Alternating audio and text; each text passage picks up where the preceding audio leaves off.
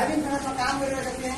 त्यसैका क्रममा चाहिँ मलाई सम्झाउँदै बुझाउँदै गोल्डेन अपर्च्युनिटी हुने सुमन सर हुनुहुन्छ, उहाँलाई थ्याङ्क यू सो मच भन्न चाहन्छु। किनकि उहाँले गर्दा नै म यहाँसम्म अहिले सम्मान मान पाउने मौका पाएको छु र आउने दिनहरूमा झन् राम्रो गरेर जाने भन्ने म मौकाहरू आए।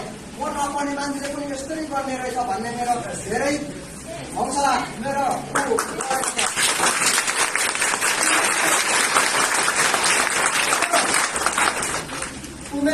उमेर पनि परिसक्यो, केही गर्न नसक्ने फिर्ता भत्ता खाने बेला पो भइसक्यो मान्छेले यसरी सम्मान पाउँदाखेरि म आज कहाँ सरकारमै पुगे जस्तो लागिरहेको छ, भुइँमा खुट्टै पो छैन।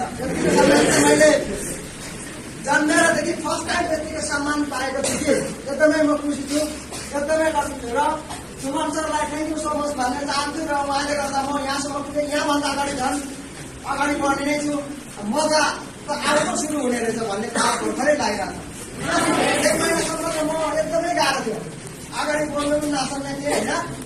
र अहिले त बोल्नु पनि सक्ने भए, आफ्नो झन् धेरै बोल्नु पर्ने हुन्छ अब, किनकि दिनकै अब मेरो अब बढ्दै जानु रहेछ नि भन्ने थाहा भयो।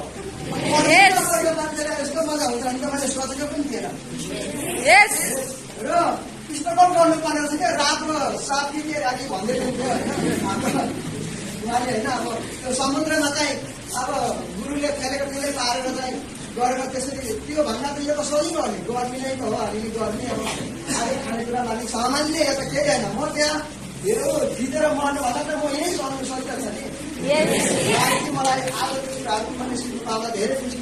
र म छोटो समयमा हिरो अफ द मन्थ पनि सेकेन्ड फर्स्ट हाम्रो रसकुमार सर हुनुभएको छ होइन, सेकेन्ड भएको छु।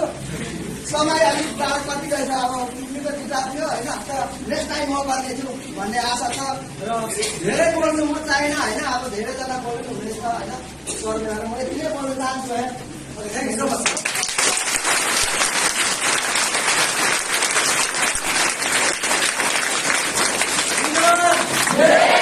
देख्यो भने मलाई जोस जान आउँछ क्या।